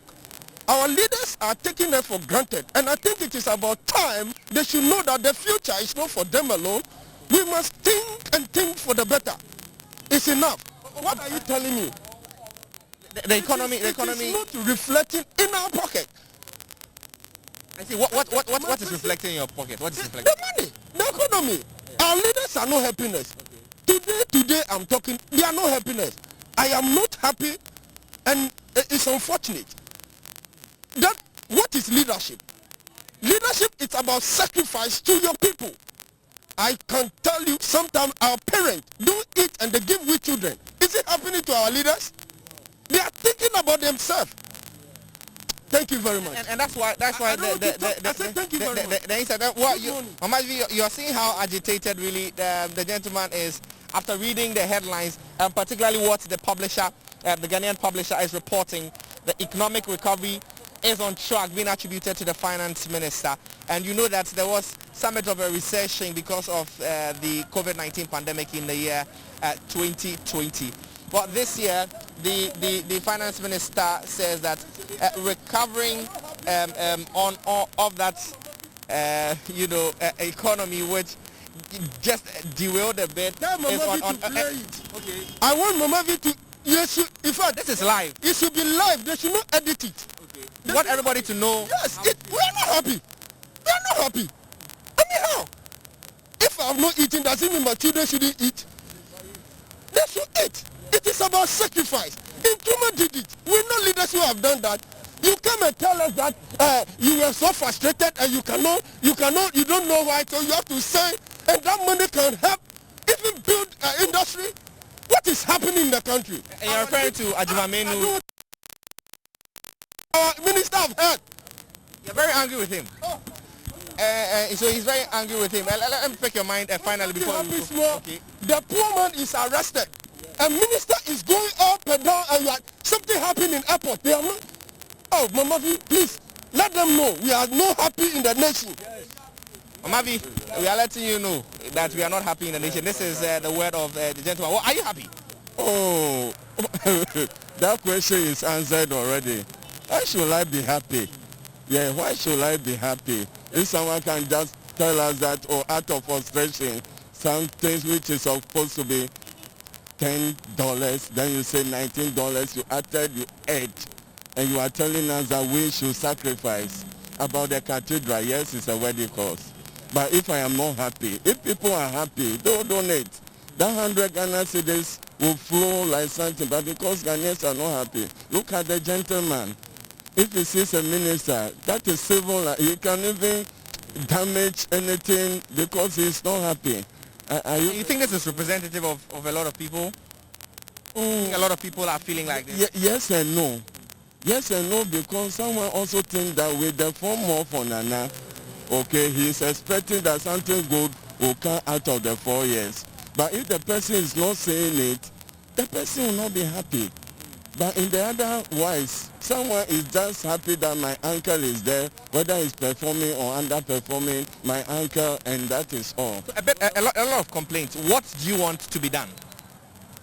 Oh, we want to see reflection of what is being said. A lot of lip services.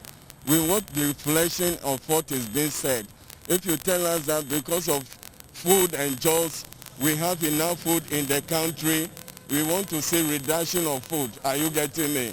So it's about the reality on the ground. It's about the reality on the ground, not lip services, my brother. And so Amavi, unadulterated, unedited, and straight out of the street opinions of the headlines from the stands this morning. And you've heard them, a lot of them, agitated. Both of them that I've spoken to are quite agitated. The other really infuriated, and he wants something to be done. Just as you heard him say, he wants the words that are being, muttered by the authorities to translate into meaningful and tangible, materials in their pockets and in their lives. So, if you can hear me though in the studio, from here at the GRA. Okay, so just when Manuel was signing off, But Manoa, yes, thank you very much for bringing us live from the stands. I think I have to, there's some intervention that I need to make for the gentleman that you spoke to earlier. But that's, comments on the back of the finance minister's appearance in Parliament yesterday and his presentation, his review, if you like.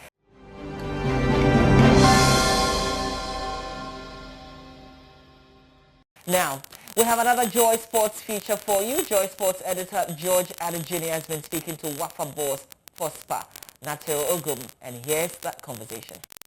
Thank you very much for your time, and a big congratulations. I think the last time WAFA finished anywhere in the top 4, I think was close. I think he managed to finish second, and this time you managed to finish third. So it's a big congratulations to you. How do you feel after that wonderful feat? Thank you. I feel good myself and the team, the entire team, the board, the management, especially the players, looking at how we started somewhere along the line. We had to lose the likes of Daniel Umuti, Amankwa Forcing, Daniel and Co. And then we were also hit with a couple of injuries where we had to now be playing players out of position. So it was actually hectic, especially in the first round. But then the second round, we were able to bounce back through determination, hard work, and then we were able to make it. So I'm particularly excited because if you look at this very team, it's not that talented like the team of 2016 that qualified from Division 1 to Premier and had to stay for 2 years. That's Majid and Co. But then if you look at this team, I think it's the desire to achieve that has actually taken us to where we are. So I would say I'm happy, the players are happy, the board is happy, management, our fans, supporters, everybody's happy. So that's it. Let's deal with the happy arena a bit, because unless I'm wrong, but I'm told there was some float. It was a float, there was some jubilation. How did the people receive it? It was great. It was great. Actually, after the match, it looked like we were even the champions of the Ghana Premier League. It was because we defeated Hasselhoek, and then not that we defeated them, but then we played good quality football. The atmosphere was good. Actually, people were expectant that we were going to do well in that match, so they were very hopeful, and I think their expectations came to pass. So that made them to be overly happy. And then the Jamboree started, and it was great. It was great. I saw people dancing, so many things.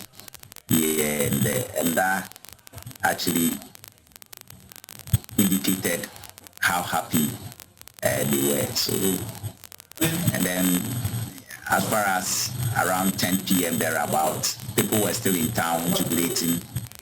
That was a mixture of the Hasselhoek fans and then the WAFA fans, because Has had won the league and we had also placed a historic third position. So it was a blend of Hasselhoek and WAFA fans doing the Jamboree together in town. And the scenes were so beautiful, they were so appealing, they were so attractive, they were so satisfying. And personally, as a coach educationist and a sports psychologist, I know football unites, but on Saturday, I saw that football can even unite them more, because everybody on that day was a winner, and it was so fantastic. It was so amazing how receptive everybody was. Now, I don't know. Maybe you have to explain this to me. Is it an obsession, or it's just the way you guys live your life in WAFA? Every club in the Ghana Premier League prepares extra to play against Kotoko and Hard. But Wafa has made it a habit of always delivering a bit of a football lesson one way or the other. Has it made your games against Hartseville and Kotoko extra special? Do you prepare in an extra manner? Are the boys psyched in a different way? It's like when it's Hartseville time, Wafa almost always are able to deliver a bit of a lesson. Is it an obsession or is just your normal thing? I think it's both. Because it's a privilege to be playing against these two great teams in Ghana and also in Africa. So every time we have to play them, the players, management players, board, everybody is internally motivated to give their all. And then in terms of training, we try to also do the special things that will make us unique on that day, the special things that will make us win. So as far as training is concerned, we don't really do anything extra. We go about our structured routine in terms of training. If we have to do some physical training, technical training, tactical training, if we have to go to the board, which is the theoretical aspect, if we have to go there, we do that. And then because my background is in sports psychology, so I also do a lot of talking just to make sure that I put their mindsets in the ideal mood state to enable them get ready to play. And normally, when you are going to play against such big clubs, you have to play the match in perspective. You need to play the match in your mind's eye. So I take them through some psychological routines, them to play the match before the match. So if you are a goalkeeper, I give them some psychological protocols to follow where you see yourself diving into the corner to save the ball.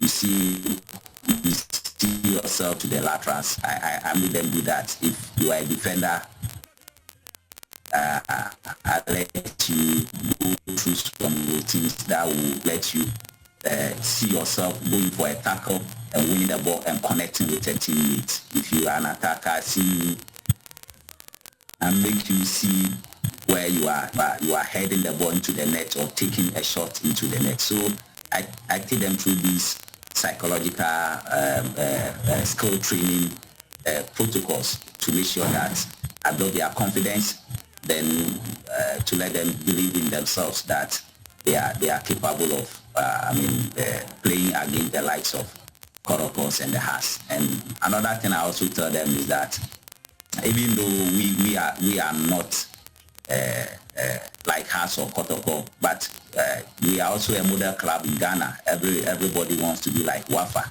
so they should also take pride in that even though the Korokos and the Haas are big clubs in Ghana, in Africa, they desire to have the sort of structure that we are running in terms of our physical structures, in terms of our administrative protocols or procedures. So I tell them to take pride in that and then step out there with their heads out and then chest out. So these are some of the things that I take these little boys through. They are 16, 17, 18 years old. So you need to get into their mindsets to let them deliver when it comes to games like that of games like playing against Koroko or Haas. Right. Let's talk about the season. When you lost Lomote, it was big news in the Ghana Premier League. At the time he was scoring all the goals, everybody was talking about Lomote, and then Lomote went there. I'm sure you had your fair share of backlash from those who like the Ghana Premier League and they don't want to see their top stars go. Clearly a situation that you could not handle. The guy really wanted to go and he had to go and there was good money to go. So I think at that point, how worried were you about how you were going to produce the goals? Because at the time you went, he was as good as a goal per game. Also affected my program because if you look at the way he was playing, Lumote is a mature guy. Yeah. And he's been to the Black Stars and he's gotten the experience, he's gotten the exposure. So he brought some sort of balance and stability into the team. his sense of vision and positional awareness in front of goal was just fantastic. He could score from anywhere at training grounds, and I made him believe that he could be one of the best strikers in the league. So he was actually peaking. I wouldn't say he peaked before he left, but he was in the process of peaking.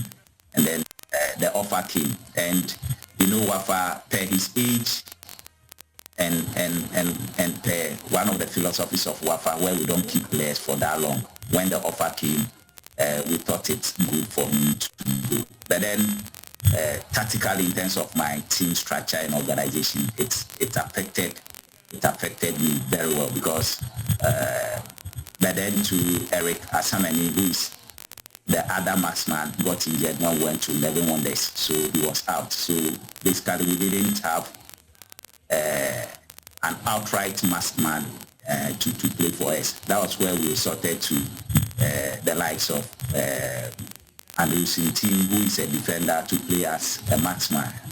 Can you believe this? A defender playing as a marksman. He was also doing well. Yeah, that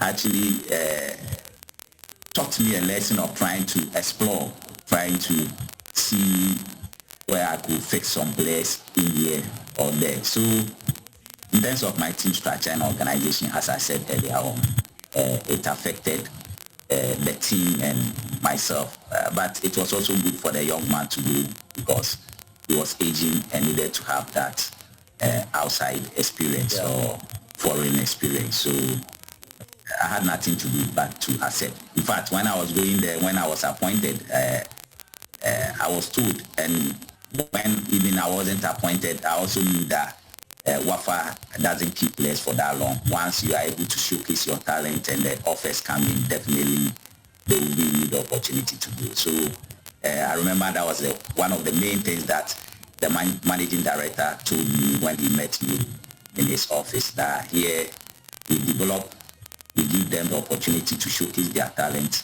and then we sell in order to keep the school running. So it's a football school. So the boys, they sleep there, they eat there, they do everything there. So you need a lot of fans to keep the boys going and to keep them happy. Yeah. So as to get the best out of them. So this going was a big blow, but you managed. Manage it after some time. You clearly managed. We'll talk about some of your special players, but there was another characteristic of the season. You didn't have the kind of run that you normally have when you play at home. Yes, I think you considered some goals in there, but you surprised us with some away wins. Let me see. I think there was a win in Techiman. There was a win in Brekum. There was some. I don't know. I think the Techiman game. I was very surprised that you traveled to 11 Wonders and won a game by 1-0. I was surprised. Yes. You had like about 3 or 4 unbelievable wins. And from what we have known about Wafa, you are a psychologist in charge of the team. How far did you go in making sure that the boys could believe that they could win on those grounds? Because those precious 9 points or 12 points were really good. How did you get that happening? I mean, winning, as you said earlier, winning at 4 places, Brekum, Takwa against Karela, drawing against Ashgood and Koroko on the road. These were not easy tasks. Because that's what, not to catch you, but that's what the title-winning teams do. That's what, it's actually what ACKAH-BLAY and Kotoko have to do to win the league. So you were able to do that. I mean, it was really good. Yes, thank you for that. I think in the first place, I'll still go back to our training program. What we did was to watch a lot of videos about our opponent so that we could get some tactical intelligence with respect to positional information, where if we are going to play the opponent, we try to give them information about every individual player of our opponent, how he behaves with and without the ball, in terms of a group, how they move, if it's the defensive structure, how they move, if it's the midfield setup, how they move, if it's the attacking setup, how they move with and without the ball. So we did this a lot in terms of the theoretical aspect of it, and then we translated it into the practical aspect, which is training. Then again, I made them to understand that The only difference when we go away is the crowd and the pitch. So if we believe in ourselves that we can do well, For instance, I gave them an example of the fan not having access to the field. He's outside and he may be insulting you or saying certain discouraging things about you or the team. It's up to you to block your thoughts and. Oh, okay. So that's the Wafa boss, one of the strongest academy we have in the country today. And I remember that painful loss to them. Our last game really was with Wafa, except that we lifted the cup, so we didn't really care that we lost that game. But they finished third on the league table. So big ups to them. They've been impressive this season. All right, time now though for us to welcome IB and his guest. He has a big name. His name is Kofi Ghana.